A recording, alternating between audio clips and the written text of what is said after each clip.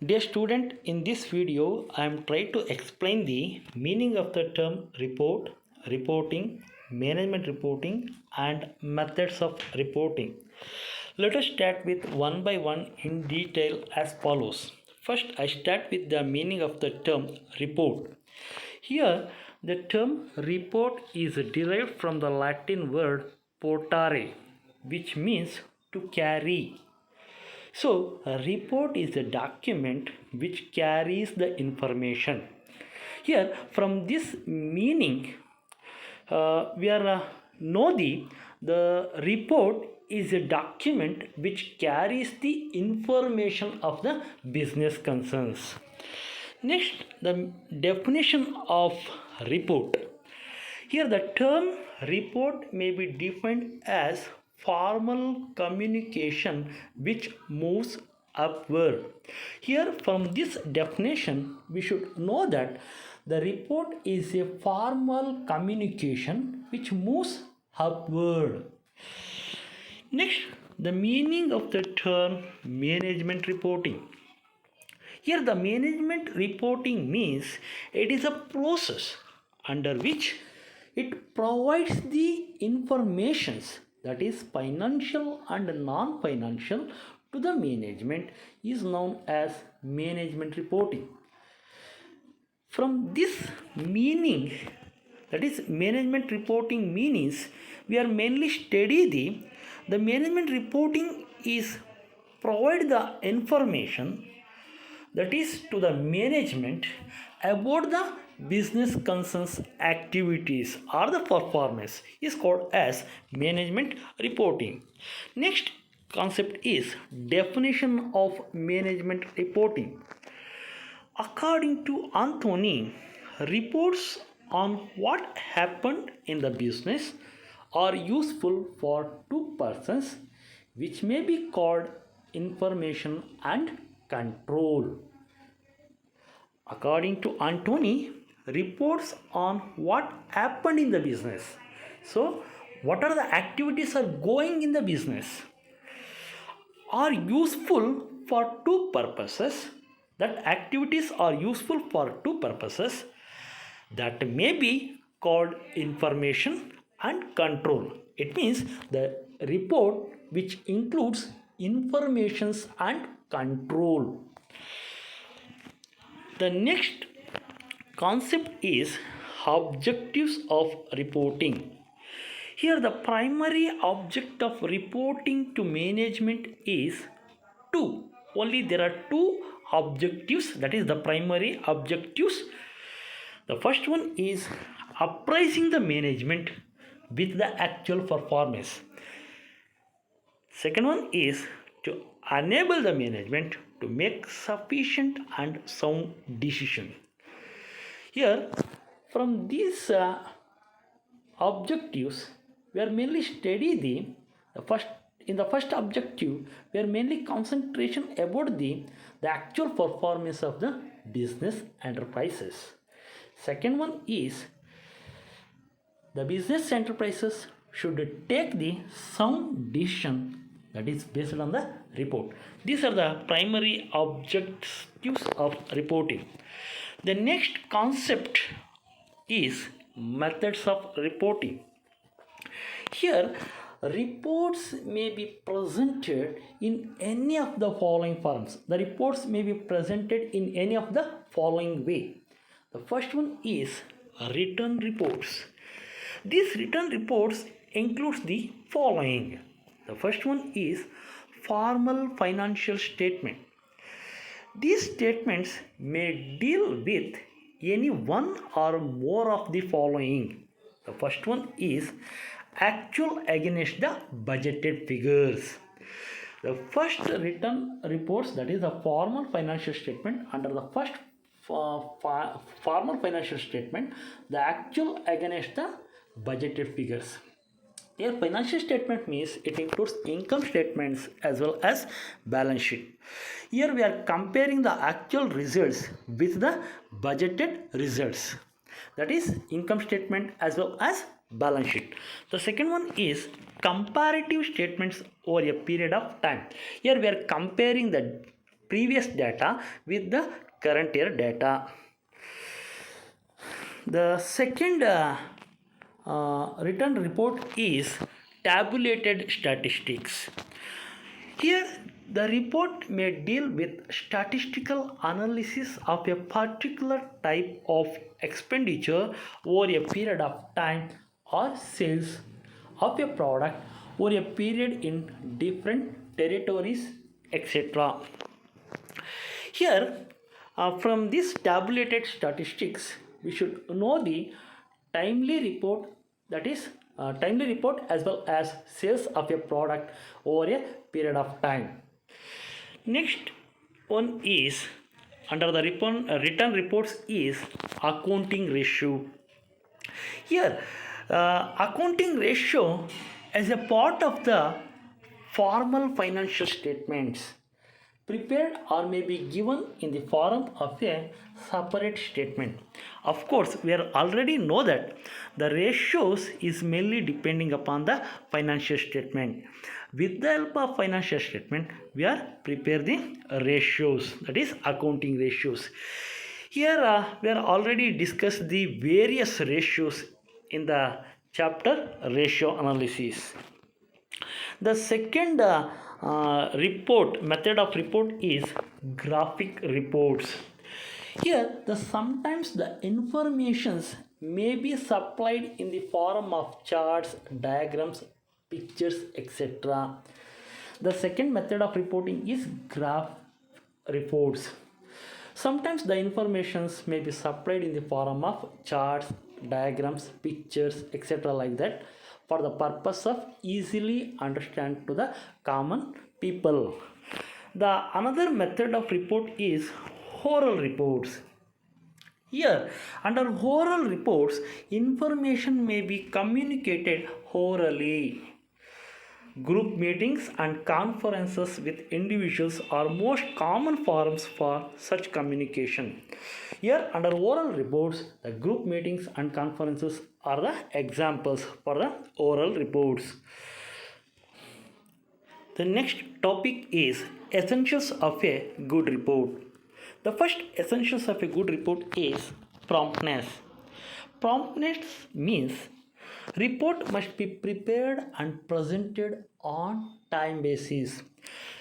So the reports prepared and presented on time is called as a promptness of a report. Reports are meant for action because executives may need to quick reports for day-to-day decision making. The second essentials of a good report is good form and consent.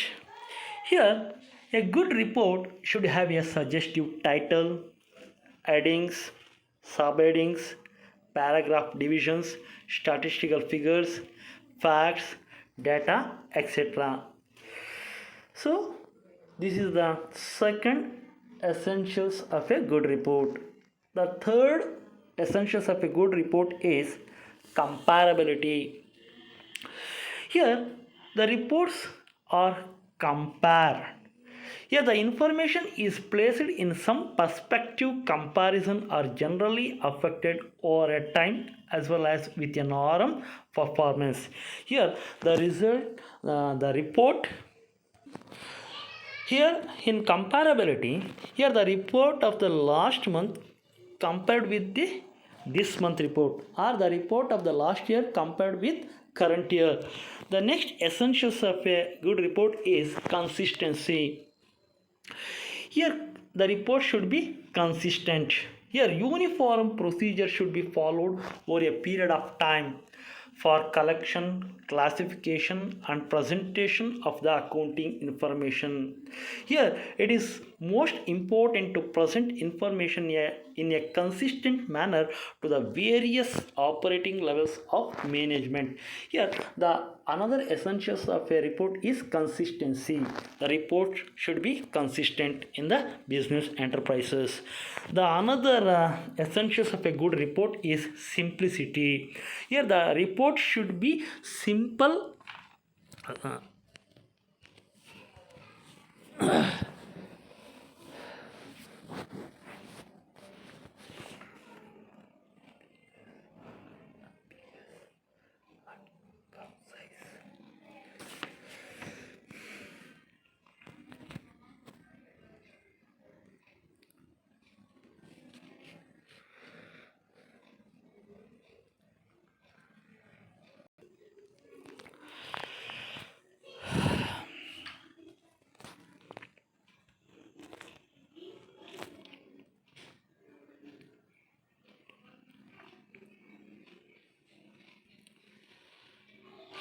cost consideration.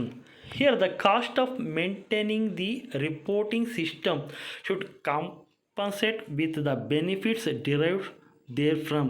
Hence it may not be an unnecessary burden on the resources of the enterprises.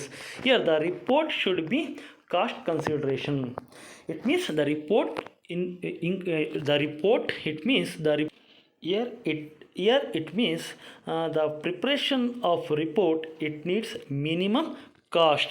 The another essentials of a report is accuracy. Here the report should be reasonably accurate. This means that the report should be correct with the margin of error allowed, otherwise the management may lose faith in the reports.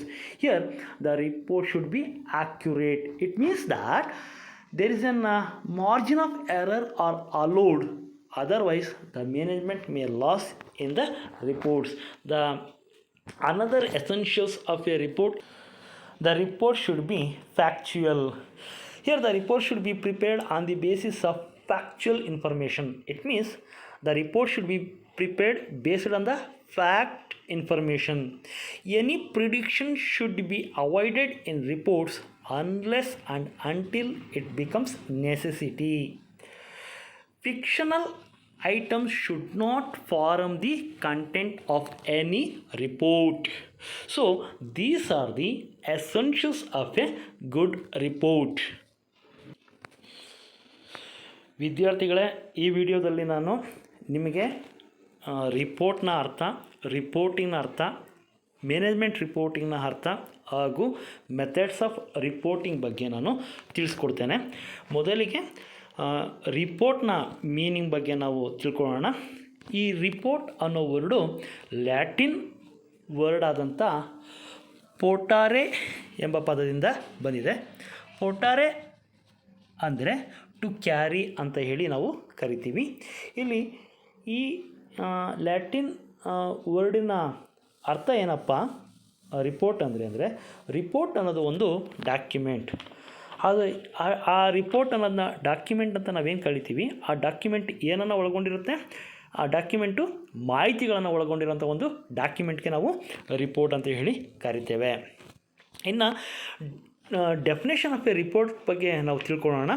ಇಲ್ಲಿ definition of A report ಅಂದರೆ ಏನಂತ ಕರಿತೀವಿ ಅಂದರೆ, report ಅನ್ನೋದು ಒಂದು formal communication which moves upward. ಅಂದರೆ formal ಅಂದರೆ ಅದೊಂದು ಸಾಂಪ್ರದಾಯಿಕ ಪದ್ಧತಿ. ಅದು ಯಾವಾಗಲೂ ಹೇಗೆ ಹೋಗುತ್ತೆ ಅಂದರೆ ಟಾಪ್ವರ್ಡ್, ಅಪ್ವರ್ಡಿಂದ ಬರುವಂಥ ಅದು ಆಗಿರುತ್ತೆ. ಯಾವುದು ರಿಪೋರ್ಟು ಅಪ್ವರ್ಡಿಂದ ಬರುವಂಥದ್ದಾಗಿರುತ್ತೆ. ರಿಪೋರ್ಟ್ ಯಾವಾಗಲೂ ಯಾರು ಕೊಡ್ತಾರೆ, ಅಪ್ವರ್ಡ್ನವ್ರು ಕೊಡ್ತಾರೆ. ಅದು ಯಾವ ರೀತಿ ಇರುತ್ತೆ, ಸಾಂಪ್ರದಾಯಿಕವಾಗಿರುತ್ತೆ. Next meaning of management reporting. ಹಾಗಾದರೆ ಮ್ಯಾನೇಜ್ಮೆಂಟ್ ರಿಪೋರ್ಟಿಂಗ್ ಅಂದರೆ ಏನಂತ ಕರಿತೀವಿ? ಮ್ಯಾನೇಜ್ಮೆಂಟ್ ರಿಪೋರ್ಟಿಂಗ್ ಅಂದರೆ ಅದು ಒಂದು ಪ್ರಕ್ರಿಯೆ. ಆ ಒಂದು ಪ್ರಕ್ರಿಯೆಯಲ್ಲಿ ಒಂದು ವ್ಯವಹಾರ ಸಂಸ್ಥೆಗೆ ಮಾಹಿತಿಗಳನ್ನು ಒಂದು ವ್ಯವಹಾರ ಸಂಸ್ಥೆಯ ಮ್ಯಾನೇಜ್ಮೆಂಟ್ಗೆ ರವಾನೆ ಮಾಡುವಂಥ ಒಂದು ಪ್ರಕ್ರಿಯೆಗೆ ಮ್ಯಾನೇಜ್ಮೆಂಟ್ ರಿಪೋರ್ಟಿಂಗ್ ಅಂತ ಹೇಳಿ ನಾವು ಕರಿತೇವೆ. ಹಾಗಾದರೆ ಇಲ್ಲಿ ಒಂದು ಮ್ಯಾನೇಜ್ಮೆಂಟ್ ರಿಪೋರ್ಟಿಂಗ್ ಬಗ್ಗೆ ಒಂದು ವ್ಯಾಖ್ಯಾನ ಕೂಡ ಇದೆ. ಆಂಥೋನಿ ಅವರು ಮ್ಯಾನೇಜ್ಮೆಂಟ್ ರಿಪೋರ್ಟಿಂಗ್ ಬಗ್ಗೆ ಒಂದು ವ್ಯಾಖ್ಯಾನ ಬೇರೆ ಕೊಟ್ಟಿದ್ದಾರೆ. ಅಂದರೆ ಏನು ಹೇಳ್ತಾರೆ ಅಂದರೆ, ಒಂದು ವ್ಯವಹಾರ ಸಂಸ್ಥೆಗೆ ಏನು ಆಗ್ತಾಯಿದೆ, ಅಲ್ಲಿ ಏನು ನಡೀತಾ ಇದೆ, ಆ ನಡೀತಾ ಇರೋಂಥ ಉಪಯೋಗಗಳು ಏನೇನು, ಆ ಉಪಯೋಗಗಳಲ್ಲಿ ಏನೇನು ಇರ್ತದೆ, ಒಂದು ಮಾಹಿತಿ ಇರುತ್ತೆ. ಮಾಹಿತಿ ಜೊತೆಗೆ ಆ ವ್ಯವಹಾರ ಸಂಸ್ಥೆನ ಹೇಗೆ ನಾವು ನಿಯಂತ್ರಣ ಪಡಿಸ್ಬೋದು ಅನ್ನೋ ಒಂದು ಮಾಹಿತಿಯನ್ನು ಒಳಗೊಂಡಿರುವಂಥ ರಿಪೋರ್ಟ್ಗೆ ಮ್ಯಾನೇಜ್ಮೆಂಟ್ ರಿಪೋರ್ಟಿಂಗ್ ಅಂತ ಹೇಳಿ ಕರಿತೇವೆ. ನೆಕ್ಸ್ಟು ಆಬ್ಜೆಕ್ಟಿವ್ಸ್ ಆಫ್ ರಿಪೋರ್ಟಿಂಗ್ ನಾವೇನಾದರೂ ನೋಡಬೇಕು ಅಂದರೆ, ಇಲ್ಲಿ ಆಬ್ಜೆಕ್ಟಿವ್ಸ್ ಆಫ್ ರಿಪೋರ್ಟಿಂಗನ್ನು ನಾವು ಪ್ರಾಥಮಿಕವಾಗಿ ನಾವು ಎರಡು ಆಬ್ಜೆಕ್ಟಿವ್ಸನ್ನು ನಾವು ರಿಪೋರ್ಟಿಂಗಲ್ಲಿ ನಾವು ನೋಡ್ಬೋದು. ಮೊದಲನೇ ಆಬ್ಜೆಕ್ಟಿವ್ಸ್ ಯಾವುದ್ರ ಬಗ್ಗೆ ಹೇಳುತ್ತೆ ಅಂದರೆ, ಒಂದು ವ್ಯವಹಾರ ಸಂಸ್ಥೆಯ ಆ್ಯಕ್ಚುಯಲ್ ಪರ್ಫಾರ್ಮೆನ್ಸ್ ಹೇಗಿದೆ, ಅಂದರೆ ಒಂದು ವ್ಯವಹಾರ ಸಂಸ್ಥೆಯ ವಾಸ್ತವಿಕ ಪರ್ಫಾರ್ಮೆನ್ಸ್ ಹೇಗಿದೆ ಅನ್ನೋದ್ರ ಬಗ್ಗೆ ಹೇಳುತ್ತೆ ಮೊದಲನೇ ಆಬ್ಜೆಕ್ಟಿವ್. ಎರಡನೇ ಆಬ್ಜೆಕ್ಟಿವ್ ಯಾವುದ್ರ ಬಗ್ಗೆ ಹೇಳುತ್ತೆ ಅಂದರೆ, ಆ ಒಂದು ವ್ಯವಹಾರ ಸಂಸ್ಥೆ ಯಾವ ನಿರ್ಧಾರವನ್ನು ಕೈಗೊಳ್ಳುತ್ತೆ, ಅಂದರೆ ಇಲ್ಲಿ ಸೌಂಡ್ ಡಿಸಿಷನ್ ಅಂತ ಹೇಳ್ತೀವಿ. ಅಂದರೆ ಆ ವ್ಯವಹಾರ ಸಂಸ್ಥೆ ಯಾವ ನಿರ್ಧಾರ, ಅಂದರೆ ಉತ್ತಮವಾದ ನಿರ್ಧಾರವನ್ನು ಏನು ಕೈಗೊಂಡಿರುತ್ತೆ, ಆ ಉತ್ತಮವಾದ ನಿರ್ಧಾರವನ್ನು ಕೈಗೊಂಡಿರೋದ್ರ ಬಗ್ಗೆ ಈ ರಿಪೋರ್ಟ್ಸು ಹೇಳುತ್ತೆ. ಇದು ಕೂಡ ಒಂದು ಬಹಳ ಮುಖ್ಯವಾದಂಥ ಒಂದು ಪ್ರೈಮರಿ ಆಬ್ಜೆಕ್ಟಿವ್. ಇನ್ನು ಮೆಥಡ್ಸ್ ಆಫ್ ರಿಪೋರ್ಟಿಂಗ್ಗೆ ಬಂದರೆ, ರಿಪೋರ್ಟ್ಸನ್ನು ನಾವು ಹೇಗೆ ಪ್ರೆಸೆಂಟ್ ಮಾಡ್ತೀವಿ, ಅಂದರೆ ರಿಪೋರ್ಟನ್ನು ನಾವು ಹೇಗೆ ತೋರಿಸ್ತೀವಿ, ಹೇಗೆ ಅದನ್ನು ತೋರಿಸ್ತೀವಿ ಅನ್ನೋದ್ರ ಬಗ್ಗೆ ಹೇಳ್ತೀವಿ. ರಿಪೋರ್ಟನ್ನು ಮೊದಲು ನಾವು ರಿಟರ್ನ್ ರಿಪೋರ್ಟ್ಸ್ ಅಂತ ಹೇಳಿ ಕರಿತೇವೆ. ಈಗ ಸುಮಾರು ಫಾರ್ಮ್ಸ್ ಇದೆ ರಿಪೋರ್ಟ್ನ ಯಾವ ರೀತಿ ಪ್ರಿಪೇರ್ ಮಾಡ್ತೀವಿ ಅನ್ನೋದ್ರ ಬಗ್ಗೆ. ಅದರಲ್ಲಿ ಮೊದಲನೇದು ರಿಟರ್ನ್ ರಿಪೋರ್ಟ್ಸ್ ಅಂತ ಹೇಳ್ತೀವಿ. ರಿಟರ್ನ್ ರಿಪೋರ್ಟ್ಸ್ ಅಂದರೆ ಏನು? ಕೈಯಲ್ಲಿ ಬರೆದಿರೋಂಥ ರಿಪೋರ್ಟ್ಸು. ಕೈಯಲ್ಲಿ ಬರೆದಿರೋಂಥ ರಿಪೋರ್ಟ್ಸ್ಗಳೇನಾಗಿರುತ್ತೆ, ಅದು ಏನೇನು ಒಳಗೊಂಡಿರುತ್ತೆ ಅನ್ನೋದಾದರೆ, ಫಾರ್ಮಲ್ ಫೈನಾನ್ಷಿಯಲ್ ಸ್ಟೇಟ್ಮೆಂಟ್ ಒಳಗೊಂಡಿರುತ್ತೆ. ಫಾರ್ಮಲ್ ಫೈನಾನ್ಷಿಯಲ್ ಸ್ಟೇಟ್ಮೆಂಟ್, ನಿಮಗೆ ಫೈನಾನ್ಷಿಯಲ್ ಸ್ಟೇಟ್ಮೆಂಟ್ ಅಂದರೆ ಗೊತ್ತಿದೆ. ಅದರಲ್ಲಿ ಇನ್ಕಮ್ ಸ್ಟೇಟ್ಮೆಂಟ್ ಇರುತ್ತೆ ಮತ್ತು ಬ್ಯಾಲೆನ್ಸ್ ಶೀಟ್ ಇರುತ್ತೆ. ಈ ಸ್ಟೇಟ್ಮೆಂಟಲ್ಲಿ ಏನಿರುತ್ತೆ, ಕೆಳಗಡೆ ಹೇಳಿರುವಂಥ ಯಾವುದಾದ್ರೂ ಒಂದು ಅಥವಾ ಒಂದಕ್ಕಿಂತ ಹೆಚ್ಚು ಇನ್ಫಾರ್ಮೇಷನ್ಗಳನ್ನು ಒಳಗೊಂಡಿರುತ್ತೆ. ಮೊದಲನೇದೇನಾಗಿರುತ್ತೆ, actual against the budgeted figures. ಆ ಫೈನಾನ್ಷಿಯಲ್ ಸ್ಟೇಟ್ಮೆಂಟ್ ಈಗ ಪ್ರೆಸೆಂಟ್ ಎಷ್ಟು ಆಗಿದೆ, ಅಂದರೆ ನಮಗೆ ಲಾಭ ಆಗಿದೆಯಾ, ನಷ್ಟ ಆಗಿದೆಯಾ, ಅಥವಾ ನಮ್ಮ ವ್ಯವಹಾರ ಸಂಸ್ಥೆಯ ಹಣಕಾಸಿನ ಸ್ಥಿತಿಗತಿ ಈಗ ಎಷ್ಟಿದೆ, ನಾವು ಎಷ್ಟು ಅಂದ್ಕೊಂಡಿದ್ವಿ, 1 ಲಕ್ಷ ಲಾಭ ಮಾಡಬೇಕಾಯಿತು ಅಂತ ಅಂದ್ಕೊಂಡಿದ್ವಿ, ಈಗ ಎಷ್ಟು ಮಾಡಿದ್ದೀವಿ, ನಮ್ಮ ಹತ್ರ ಒಂದು 5 ಕೋಟಿ ದುಡ್ಡಿದೆ ಅಂತ ನಾವು ತಿಳ್ಕೊಂಡಿದ್ವಿ, ಇರಬೇಕು ಅಂತ ಅಂದ್ಕೊಂಡಿದ್ದೀವಿ, ಈಗ ಎಷ್ಟಿದೆ, ಈ ಥರ ಯೋಚನೆ ಮಾಡೋದಾಗಿರ್ಬೋದು. ಅಥವಾ comparative statement over A period of time, ಅಂದರೆ ಹಿಂದಿನ ವರ್ಷ ಫೈನಾನ್ಷಿಯಲ್ ಸ್ಟೇಟ್ಮೆಂಟ್ ಎಷ್ಟಿತ್ತು, ಈ ವರ್ಷ ಎಷ್ಟಿದೆ, ಈ ಥರ ನಾವು ರಿಟರ್ನ್ ಫಾರ್ಮಲ್ ಫೈನಾನ್ಷಿಯಲ್ ಸ್ಟೇಟ್ಮೆಂಟು ಇರಬೇಕು ಅನ್ನೋದ್ರ ಬಗ್ಗೆ ನಾವು ಹೇಳ್ತೀವಿ. ಯಾವುದರಲ್ಲಿ? ರಿಟರ್ನ್ ರಿಪೋರ್ಟ್ಸಲ್ಲಿ. ಎರಡನೇದು ಟ್ಯಾಬ್ಯುಲೇಟೆಡ್ ಸ್ಟ್ಯಾಟಿಸ್ಟಿಕ್ಸ್ ಅಂತ ಹೇಳ್ತೀವಿ. ಇಲ್ಲಿ ಟ್ಯಾಬ್ಯುಲೇಟೆಡ್ ಸ್ಟ್ಯಾಟಿಸ್ಟಿಕ್ಸಿಗೆ ಬಂದರೆ, ಪ್ರತಿ ವರ್ಷ ನಮ್ಮ ವ್ಯವಹಾರ ಸಂಸ್ಥೆಯಲ್ಲಿ ಎಷ್ಟು ಎಕ್ಸ್ಪೆಂಡಿಚರ್ ಆಗ್ತಾಯಿತ್ತು, ಎಷ್ಟು ಸೇಲ್ಸ್ ಆಗಿದೆ ಅನ್ನೋದನ್ನು ನಾವು ಕಂಪೇರ್ ಮಾಡ್ತಾ ಹೋಗ್ತೀವಿ, ಟ್ಯಾಬ್ಯುಲೇಷನ್ ಮಾಡ್ತಾ ಹೋಗ್ತೀವಿ. ಲಾಸ್ಟ್ ಇಯರ್ ಎಕ್ಸ್ಪೆಂಡಿಚರ್ ಎಷ್ಟಿತ್ತು, ಈ ವರ್ಷ ಎಷ್ಟಾಗಿದೆ, ಸೊ ಲಾಸ್ಟ್ ಇಯರ್ ಸೇಲ್ಸ್ ಎಷ್ಟಾಗಿತ್ತು, ಈ ವರ್ಷ ಎಷ್ಟಾಗಿದೆ. ಇದು ರಿಟರ್ನ್ ರಿಪೋರ್ಟ್ಸಲ್ಲಿ ಬರುವಂಥ ಎರಡನೇ ಫಾರಮ್ ಯಾವುದು? Tabulated statistics. ಇನ್ನು ಮೂರನೇದು ಅಕೌಂಟಿಂಗ್ ರೇಷ್ಯೋ. ನಿಮ್ಗೆ ಆಲ್ರೆಡಿ ಗೊತ್ತಿದೆ, ನಾವು ಅಕೌಂಟಿಂಗ್ ರೇಷ್ಯೋನ ಮಾಡೋದು based on the financial statement of the business. ಅಂದರೆ ವ್ಯವಹಾರ ಸಂಸ್ಥೆಯ ಫೈನಾನ್ಷಿಯಲ್ ಸ್ಟೇಟ್ಮೆಂಟ್ ಮೇಲೆ ನಾವು ಅಕೌಂಟಿಂಗ್ ರೇಷ್ಯೋಸನ್ನು ಮಾಡ್ತೀವಿ. ಆ ಅಕೌಂಟಿಂಗ್ ರೇಷ್ಯೋಸ್ನ ಹೇಗೆ ಮಾಡ್ತೀವಿ ಅನ್ನೋದನ್ನು ನಾವು ರೇಷ್ಯೋ ಅನಾಲಿಸಿಸ್ ಚಾಪ್ಟ್ರಲ್ಲಿ ನಾವು ತುಂಬ ಚೆನ್ನಾಗಿ ತಿಳ್ಕೊಂಡಿದ್ದೀವಿ. ಇವೆಲ್ಲವೂ ರಿಪೋರ್ಟನ್ನು ನಾವು ರಿಟರ್ನ್ ಫಾರ್ಮೆಟಲ್ಲಿ ಕೊಡುವಂಥ ರಿಪೋರ್ಟ್ ಬಗ್ಗೆ ಹೇಳಿದ್ದೀವಿ. ಎರಡನೇದು ಗ್ರಾಫಿಕ್ ರಿಪೋರ್ಟ್ಸ್ ಅಂತ ಹೇಳ್ತೀವಿ. ಕೆಲವೊಂದು ಸರಿ ನಾವು ರಿಪೋರ್ಟನ್ನು ಗ್ರಾಫ್ಸಲ್ಲಿ ತೋರಿಸ್ತೀವಿ. ಅಂದರೆ ಯಾವ ಥರ? ಚಾರ್ಟಲ್ಲಿ, ಡಯಾಗ್ರಾಮ್ಸಲ್ಲಿ, ಪಿಕ್ಚರಲ್ಲಿ, ಚಾರ್ಟ್ಗಳಲ್ಲಿ, ಪೈ ಚಾರ್ಟ್, ಸರ್ಕಲ್ಸ್, ಈ ಥರದ್ರಲ್ಲಿ ತೋರಿಸ್ತೀವಿ.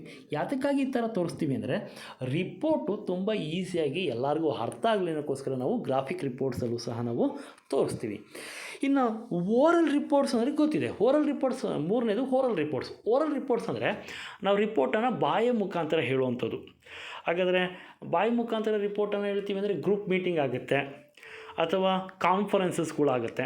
ಅಲ್ಲೆಲ್ಲ ನಾವು ರಿಪೋರ್ಟ್ನ ಏನು ಮಾಡ್ತೀವಿ ಅಂದರೆ ಓರಲ್ ರಿಪೋರ್ಟ್ಸನ್ನೇ ಹೇಳ್ತೀವಿ. ಅಂದರೆ ಮೌಖಿಕವಾಗಿಯೇ ನಾವು ರಿಪೋರ್ಟನ್ನು ಹೇಳ್ತೀವಿ.